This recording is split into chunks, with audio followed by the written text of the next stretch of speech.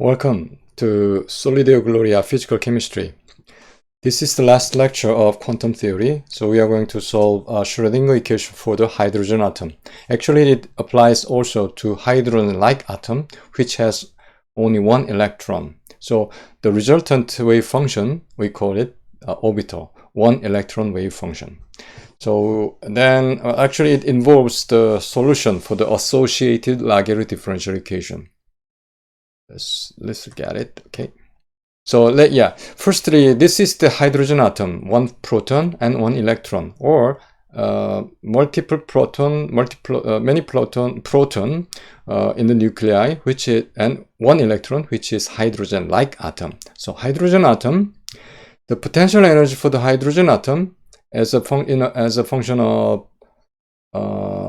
the distance from proton to the electron, R, so VR is given here, minus E squared over 4 pi epsilon naught R. It's a Coulomb potential energy.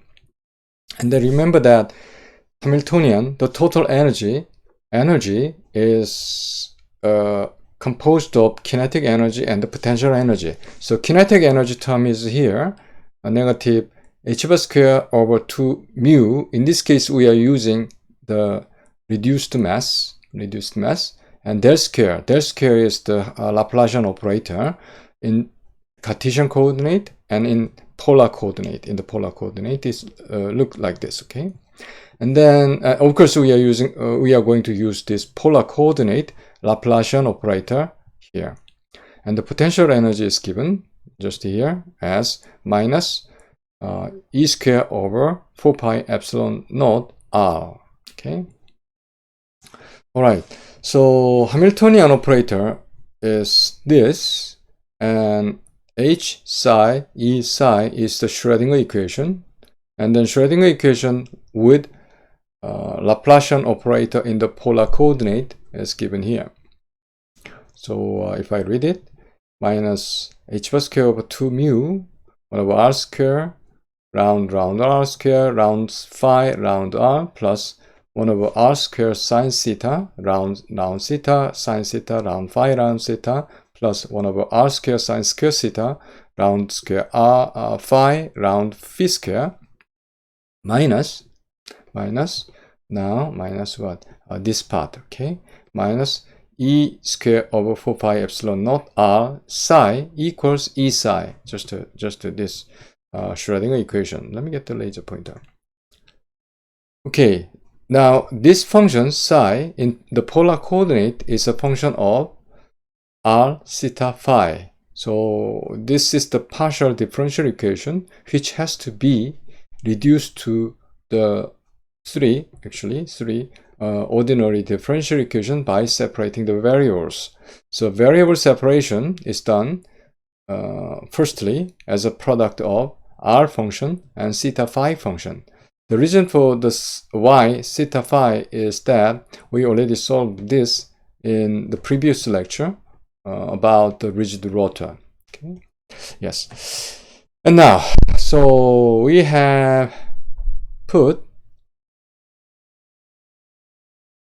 this function into here in our position as a product of R phi, R y, Epsilon, R function and Epsilon function.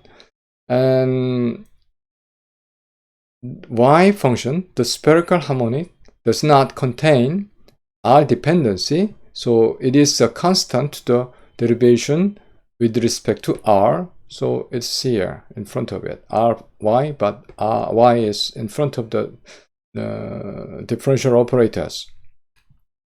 Okay, and also R itself is a constant to the differentiation with respect to theta and with respect to phi.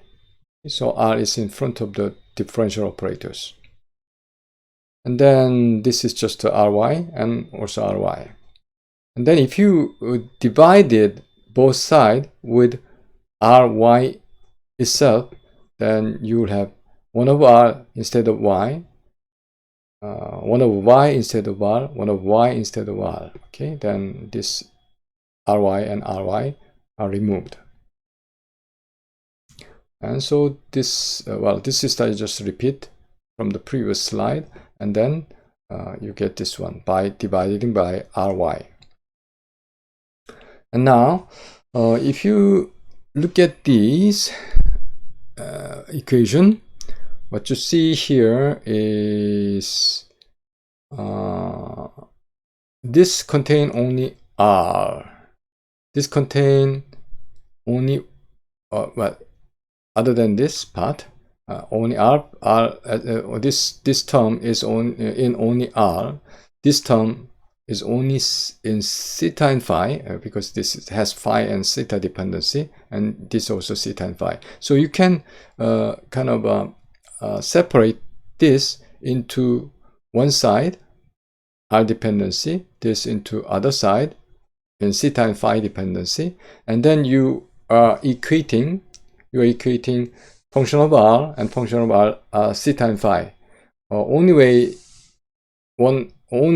only way to have that equality is that R function or theta and phi function equal to a constant. So that's done here. Firstly, we collect all theta and phi dependency here and R dependency in the other side, and there is equality. Only way it is equal, those are equal, is that those are identically equal to a constant. We said it, we call it beta. Okay, then this y part equals to minus beta. This r part, this y part equals to beta. Also, that r part is also equal to beta, and there is a negative sign here, and we have the negative sign for the beta, like this. And this, if you carefully look at that and compare to the rigid rotor differential equation, Schrödinger equation of the rigid rotor, you remember that this is exactly the same. So we already solved the Schrödinger equation for the rigid rotor, and then the resultant answer, solution y, was the spherical harmonics of y theta phi, and then beta was in terms of the angular momentum quantum number, L plus 1. Okay, so we are going to use this in solving this R part equation. So this R part equation is this one. I just have this in this rectangle. So we are going to solve this with beta equals L plus 1 and utilize or adopt the solution of the rigid rotor Schrödinger equation. Okay, so this is it. So this is the equation to solve for the R part, and then we just kind of rearrange this into this form. Basically, we just multiply with R. Yeah. Yes. Okay. And then obtain from here. From here, yes. This is the associated Laguerre equation or associated Laguerre differential equation. Okay. And then firstly, we'll do one transform. Well, just to transform this Laguerre, the given equation into the form of the Laguerre equation. Okay. So let eta, we pronounce this character in Greek, eta of R equals to R times R of R. Okay. By doing so, you're rearranging this into the form of solvable or the canonical form of the Laguerre equation by doing this. And then dr, see, is now, in this form, R is eta over R, or 1 over R times eta. So when we do differentiate this capital R, is that firstly we differentiate eta part, leave 1 over R alone, and then leave eta and differentiate 1 over r with respect to r, which is my negative 1 over r square, this one. Then if you look at this, what you have here is this eta is, sorry, this yeah, eta is r times capital R. So eta is r times capital R. There is a r square in the denominator. So what you have here, what you get here is 1 over r d eta dr minus r over r. Okay. Now, so you obtain this part and you multiply with r square and differentiate again. So this is it. So you do that. Firstly, multiply with r square. Then you have r d eta dr minus r times r, which is eta actually.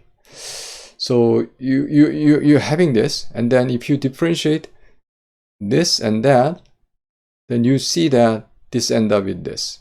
Well, at this point, you just stop the video and then check by yourself, okay? All right, so you have this for this, which is actually r. Well, at the position here, you have this, and then the rest of the line is the same. And then the next is that you replace r with eta over r. So you replaced it, eta over r, eta over r, eta over r here, eta over r here, and then divide by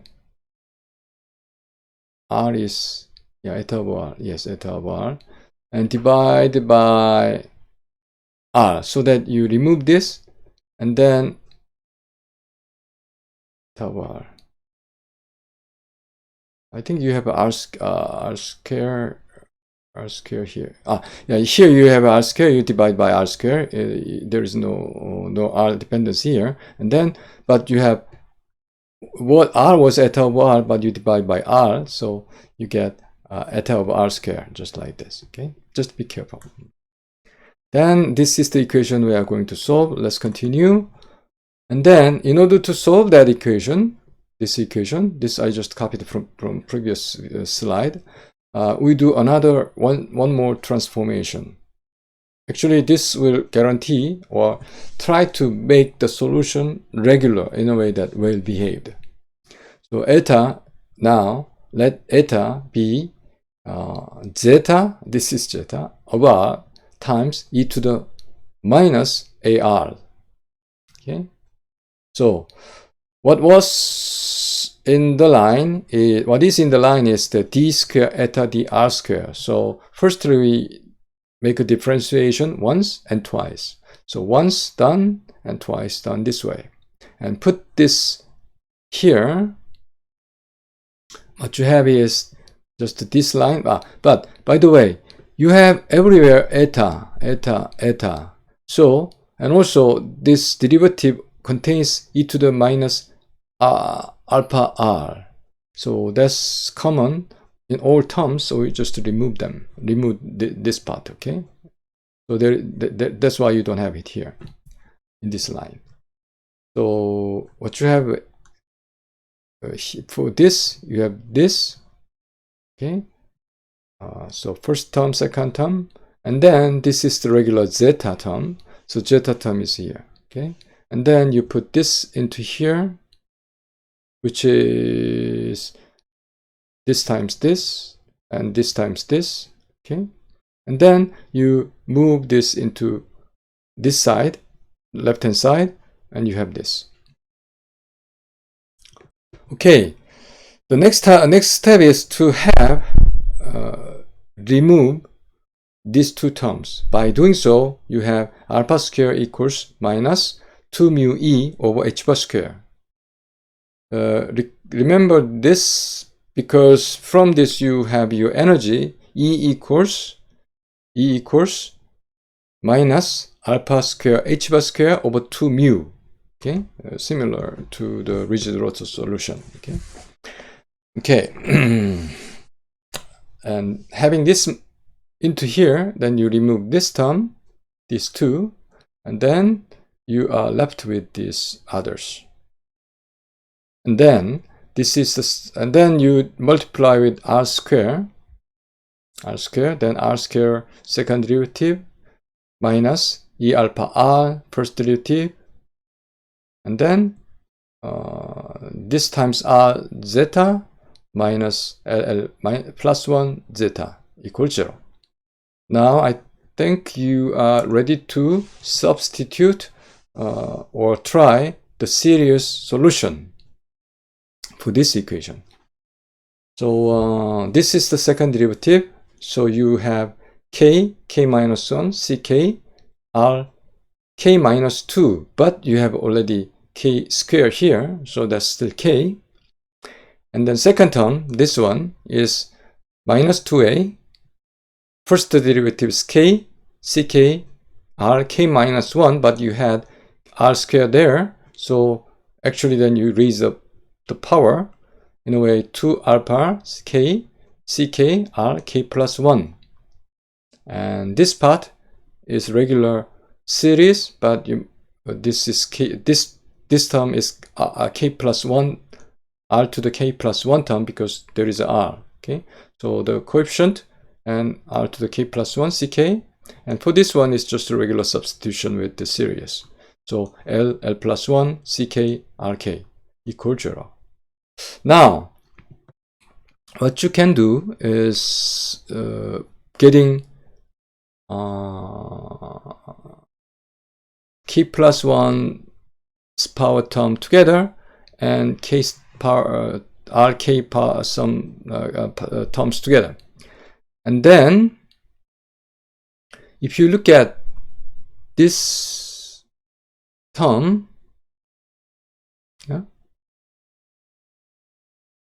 this k plus if you look at these two terms, k's power, and then what you have here is in order to make this r to the k plus 1's power, you substitute k with k plus 1. Then k becomes k plus 1, k minus 1 becomes k actually. So this is the first term, and then you have this into here with ck plus 1.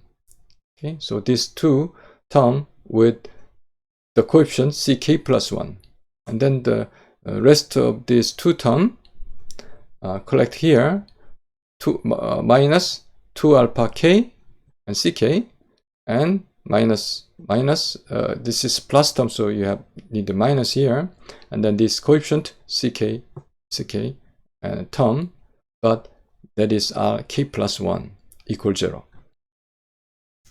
So this in the bracket equals 0 because this is identity to 0, and that gives you the recursion formula for ck plus 1 as a function as ck given here. And then if you look at this or examine this carefully, when k goes to infinity, then this is k square in the denominator. In the numerator, which is 2 alpha k, this is a constant in the case. Then this is 2 alpha over k is the behavior when k goes infinity. This diverges because when you see e to the alpha r, which is 1 plus alpha r plus 1 over 2 factorial alpha square r square as such, then if you compare this to consecutive term, which is also alpha over k, but this is 2 alpha over k, so this diverges, then this series also diverges. I mean, this series also diverges. Okay. So if that diverges, one way to make it converging or finite when in all region is that we truncate the series. So let's truncate the series at nth term, then n plus 1, Cn plus 1 equals 0. In order to make it 0, this denominator or numerator equals 0. Okay, so that alpha n equals to 2 mu e square over 4 pi epsilon 0 h bar square. Then alpha square is 2 mu, well, actually alpha square was minus 2 mu e over h bar square. In order to, we remove the two terms when in the previous differential equation. And then energy is, as I said before, you remember this, minus h bar square, alpha square over 2 mu. Okay, this one. But you can obtain alpha from here, which is this, and squared, of course. Then your energy is given here, minus mu e fourth power over 8 epsilon naught square h bar square n square. So energy has the index. This is the truncation nth term, but that n becomes what? The quantum number. So in this case, this is the principal quantum number, which runs all natural integers, and then energy has the index with the principal quantum number En that depends on or proportional to 1 over n square. And your R is now was previously eta over R. Now eta over R, the eta itself was transformed to e to the minus alpha R, and zeta is given as a series.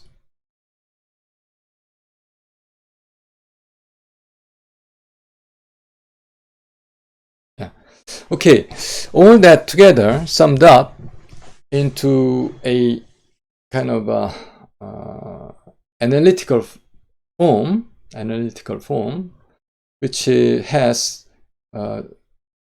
this is the normalization constant depending on n and L, and this is a constant part, and because we are solving associated Laguerre differential equation, and we call this polynomial as associated Laguerre polynomial that depends on n and L. Well, actually we can do it one by one, n equal 0, L equal 0, n equal 1, L equal 0, or n equal 1, L equal 1, like that, just like this. N equal 1, L equal 0, n equal, well, L runs from 0 to n minus 1. Okay, so n equal 2, L 0, 1, 3, 1, 2, 0, 1, 2, 4, 0, 1, 2, 3, like that. And then you have the associated Laguerre polynomial. Actually, you could find this by just solving from the solution we just derived, from the series we just derived, and make a normalization. Just I think we did that for Hermite polynomial, Hermite differential equation for the harmonic oscillator, and Legendre differential equation for the rigid rotor. And this is a kind of a conclusion of solving hydrogen atom, Schrödinger equation for the hydrogen atom. And then there is a e to the minus alpha r that's here in terms of the bore radius, which is a, is given here. In numerically is something like 52.7 52 some picometer. Actually 0.52917 angstrom. Okay, and L runs, as I said, from 0 to n minus 1, all integers in between, including them. And then n is the principal quantum number, which is the natural integers, okay? And this is the associated Laguerre polynomial. So we have R and R of R and L of R, and that is the solution for the radial part of the Schrödinger equation of the hydrogen. So once we have this, then we can put it together with spherical harmonic, and that spherical harmonic gives us the total wave function for the electron in the hydrogen atom. And we need three indices here, N, L, and also for the spherical harmonic, M value. Okay. So NLM designate a wave function or state function for the electron.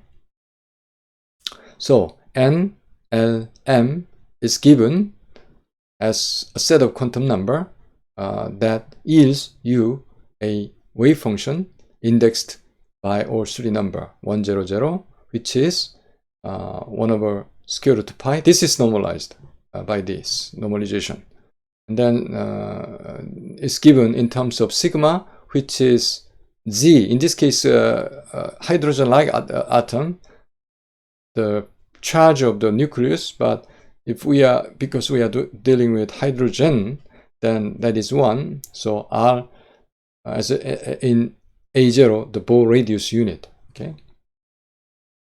Yes. So then that's the e to the sigma, and n equals 2, and this. Basically, what we're doing is that we are looking at the wave function for one electron, single 1 electron wave function that we call an orbital. So this is 200 orbital, 210 wave function like that, and and n value runs from negative minus L to plus L and all integers in between. Okay, so L equal 1, M equal 0, and plus minus 1, and this m part yields you e to the plus minus I phi. Then you can make a linear combination of e to the plus I phi and e to the minus I phi to generate cosine phi and sine phi.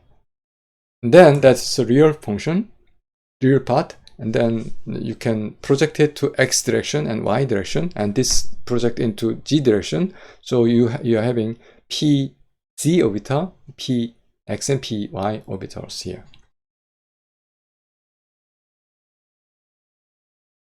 And then this is when n is 3, L goes 0, 1, 2, and runs from 0 for L equal 0, 0 plus minus 1 for L1, L equal 2, you have 0 plus minus 1 plus minus 2. Actually, S orbital, P orbital, and D orbitals. Okay, and this is the functional form. So when you see the kind of orbitals in your textbook, like general chemistry or physical chemistry, organic chemistry, and then that orbital is not really an object, a pictured object. It is a function in polar coordinate r theta phi, as a function of r theta phi. Okay, so I just summarize here. In your hydrogen atom problem, we dealt 3 coordinate, r, theta, and phi in polar coordinate. And then each coordinate, they correspond to a quantum number. 3 coordinate, you need 3 quantum numbers, N, L, M. Each quantum number, a set of quantum number, N, L, M, designate a quantum state. Okay, that's kind of a plot. Okay, the way it works. So your wave function is indexed with N, L, M quantum numbers, which is composed of R function and spherical harmonic. The energy is given here. So N is the principal quantum number, L is the angular momentum quantum number, M is the magnetic momentum quantum number. And you remember that we used the 100, 210 like that. Instead of using all numbers, and we use these letters S, P, D, F for L equal 0, L equal 1, L equal 2, L equal 3, respectively. Okay, but actually those letters are derived from old generation atomic spectroscopy, sharp line, principal line, diffuser line, fundamental line, like that. Beyond this, we just follow alphabetical order in a way: S, P, D, F, then G, H, I. We don't use J, K, L, M, like that. Okay, because J is used for index for the angular momentum. Yeah. Okay, so this is the result of our radial wave function R, and then R itself is probability amplitude, and the real actual probability is R square times R, small square, I'm sorry, capital R square times R square, because the, you recall that in polar coordinate, the volume element is what? 4 pi R square. Yeah? 4 pi R square, yeah. 4 pi R square, yeah. So R square is there for the R part. So this is the probability. And in terms of, in entire space, in terms of R is 0 to infinity. And then that must yield you 1. And this is 1s function, and then you plug into this 1s function here, and then here this is the 1s function with some constant, and that's 1, or normalized. And then you can obtain also the expectation value of R.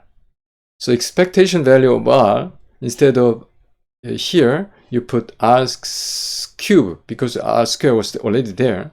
So you're basically putting here R, and then calculate this integral. What you obtain is 3/2 of Bohr radius. So actually the average distance from the nucleus of the electron is about 150%, 3/2 of Bohr radius. So that's it. But in general, any nth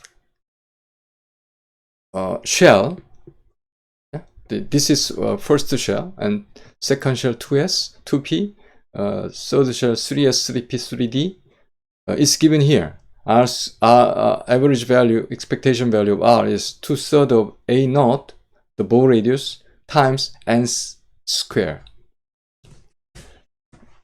Okay, so, and also this is a plot for the radial part, or radial distribution, or radial probability function, R square, capital R, and L, okay, in terms of A naught. A naught is the Bohr radius. So 1s function, 2s function, which has actually node here, 2p function, 3s function, which has two nodes. Well, actually the 3s wave function itself is something like, maybe something like this, 3/2 waves, and 3p function and 3d function, like that. So s orbital's case, this is 1s, 2s, 3s. The wave function itself is like this, just a half wave, 1 wave, 1.5 wave. And then this is the kind of probability, just like this. And then in 3D, the stereo picture is this. So 1s function, 2s function, 3s function.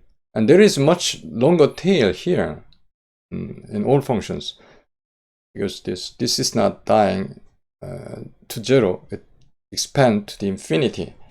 It's infinity. But s orbital is much smaller than 2s orbital. Well, actually there are what? This is 1. This is n square, which is 2 squares, 4. This is actually 9. It's something like much bigger. Okay. So that's s orbital. Orbital is one electron wave function. Yeah, s orbital. And p orbitals radial part looks like this. So 2, 1 is 2p, 3, 1 is 3p. So, and this is the probability. So this is 2p, and that's 3p. And then you incorporate the radial part to obtain actual look in your textbook for the 2px, 2py, 2pz orbitals. In fact, you have this, and then as I told you before, in the g direction you have just no dependency because m equals 0 to phi, but for y11 has sine theta e to the minus I11 is plus I phi, y1 minus 1 has sine theta e to the minus I phi. So you have linear combination of those two as plus, and then normalization, and then you obtain this cosine phi dependency that project into x direction, so we call it px orbital. And then if you linear combine this way, then that's sine phi that is in the direction of y axis, so we call it py orbital. Okay, so actually px, py, pz orbitals has this functional dependency. And also in picture, yeah, pz orbital is in the g direction, g axis. Px direction is this, py into the y axis. Okay, so basically, if you look at these pictures, then you do have to think about the functional form. And then actually, this one you can draw in the paper, and in a way that this has cosine theta. So in the polar chart, you can draw this function in this way. So this pz orbital has cosine theta dependency, and then this is the polar chart. So from 0, 90, 180, and 270, and 360. Okay, so this is the angle, theta angle. So each theta angle, you calculate the function. In this case, it's simple. F theta equals cosine theta. Cosine 0 is 1. Cosine 30 degree is what? 0.87, which is cosine 30 is this way. So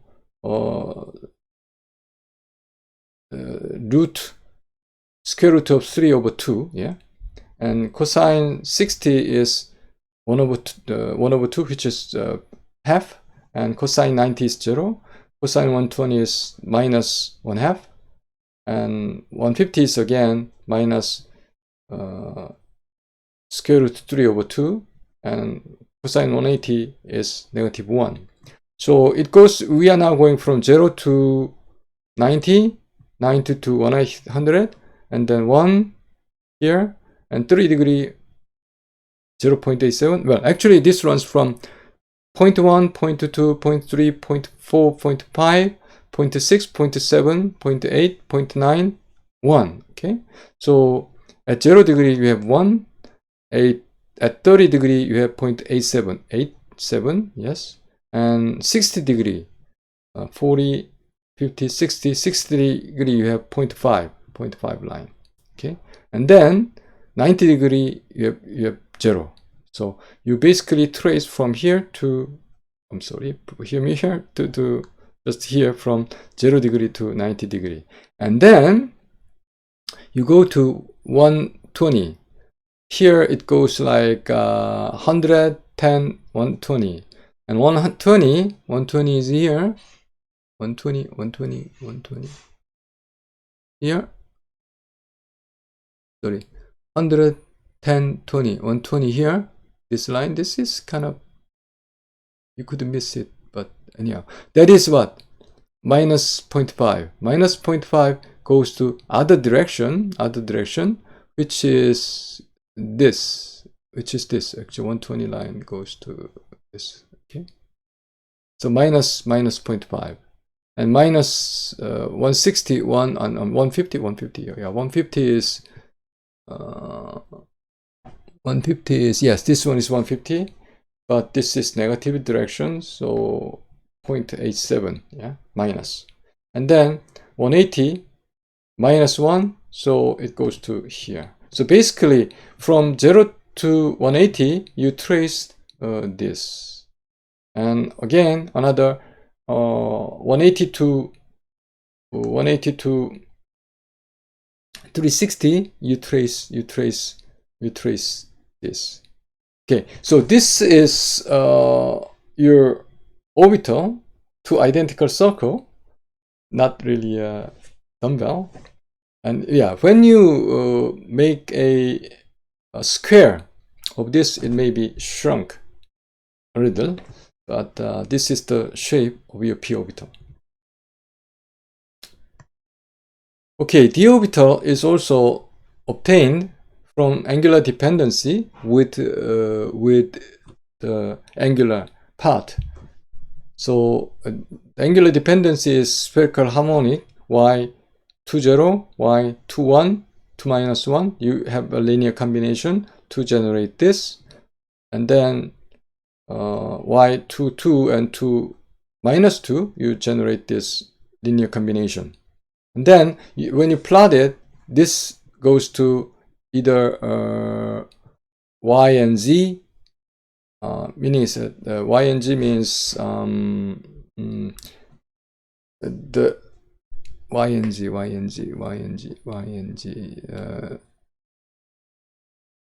it is in x y plane and z plane, in the middle, in between the x plane and y plane, x plane and z plane.